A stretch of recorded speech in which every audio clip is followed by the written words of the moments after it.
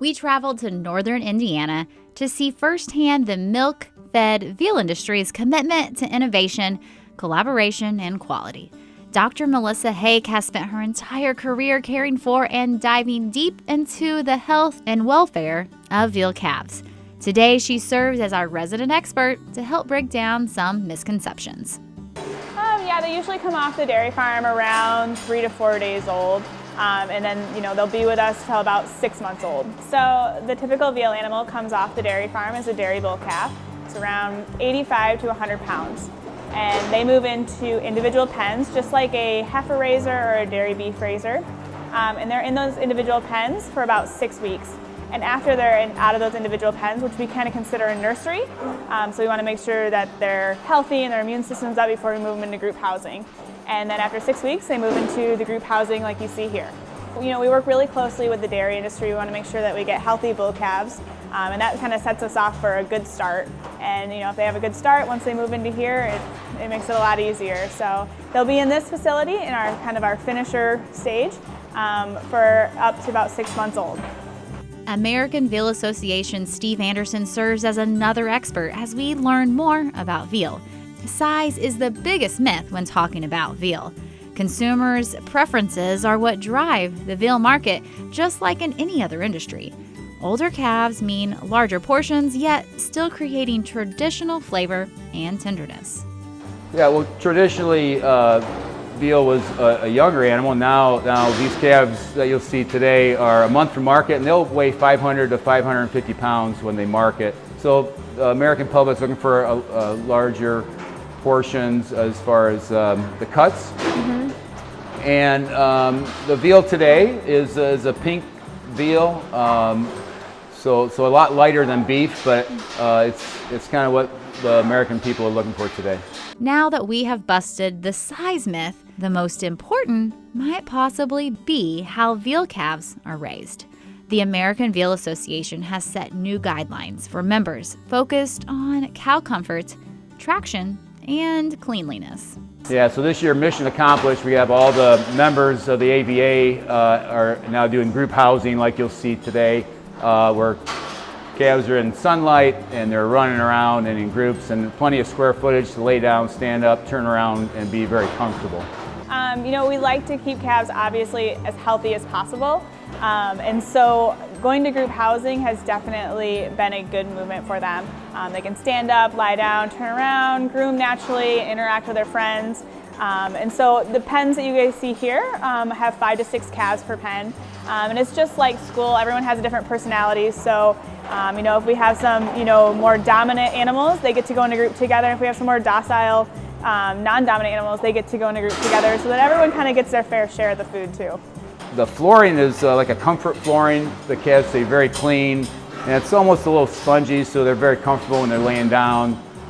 Again, for cleanliness and longevity is kind of why we did that, and it's working well. These updated facilities and pen designs are eye-opening. But what do milk-fed veal calves eat? What does a well-balanced diet look like for these nearly 500-pound animals? Traditionally, veal is milk-fed, which milk is very low in iron. Today, in the American veal industry, we still sell milk-fed veal, but it's about 80% milk-fed, and we supplement about 20% grain, which we'll show you here in just a little bit. So the grain is corn, a protein pellet, and chopped straw. So that's the makeup of the feed, which creates a nice pink, healthy meat. So veal calves are actually never dehorned, they're never castrated, and it is illegal to use growth promotion implants in veal calves. So these guys will never be implanted. We have talked about health and diets, but I want to see it for myself. What ingredients go into this protein shake for calves? We have 4 truck bays right out behind you there, and we both send and receive from there, but let's start with receiving because that's where everything starts to make our product. So the 2 main things we receive there is whey, which can look like this, and also lard, which is like this. And then the other main thing we will receive there as well that's part of our product is coconut oil. So we receive that there and bring in the tanks, and what we're ultimately trying to make here is sort of a protein shake. We have protein from the whey, and we have fat coming from that lard and that coconut oil. And we add some other things in there and mix it all together, and that's what we call liquid calf, which winds up looking like this.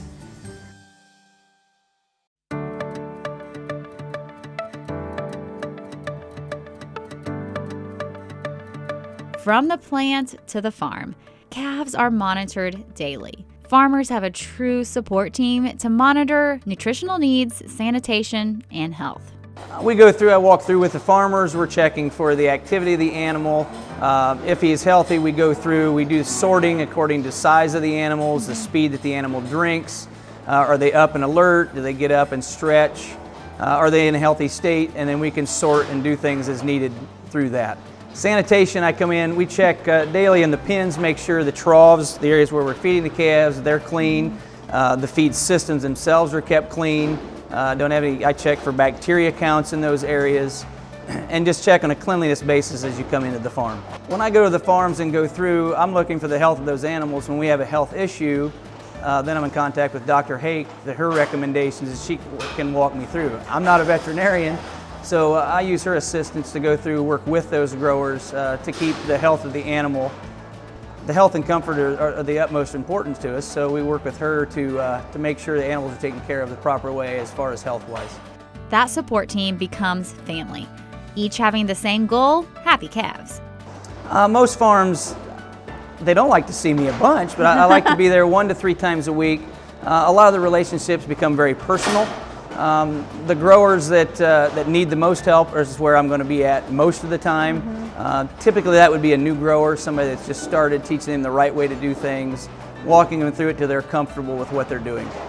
Like I said, we work really, really closely with the dairy industry. Obviously, we're taking a product, a byproduct of their industry, and making an industry for them. So we work really closely with them. As you can see in some of these videos, these calves have visual tags in them. Those visual tags are actually our traceability program, so we can track all of these calves back to the dairy that they were born on. And then we also really monitor their health coming in. We'll do total protein sampling and just health assessments and give all that information back to the dairies that we source these calves from. I would say almost 100% of our calves coming into our facilities are from Michigan, Indiana, or Ohio, so we really work with our local dairies. Dr. Hake mentioned traceability and total protein sampling. These precautionary steps help prevent potential health issues. Isn't science so fascinating? What we have is a blood machine here. We run about 2,000 samples of blood per week, all on our own animals, and it's really to avoid anemia. So we supplement iron if they're too low, but the machine is like what they have in hospitals. So it'll do a red blood cell, white blood cell count, hemoglobin, hematocrit, MCV, mean cell volume, and then we, again, like I said, we supplement iron to make sure the calves are not anemic so that they're healthy and can grow well. So that's the whole idea here and why we have a blood machine. When we think beef, we think red meat, right? However, veal is traditionally lighter in color. Why? So what you want is a light pink color for veal to demonstrate what veal meat should look like. And so again, you don't want a real white color that would be associated with anemia, because with that you wouldn't get growth, you wouldn't have a successful operation. So again, we supplement iron, not to the degree where it's going to be too dark, but you supplement enough iron, what's recommended by like a veterinarian, that would be sufficient for health.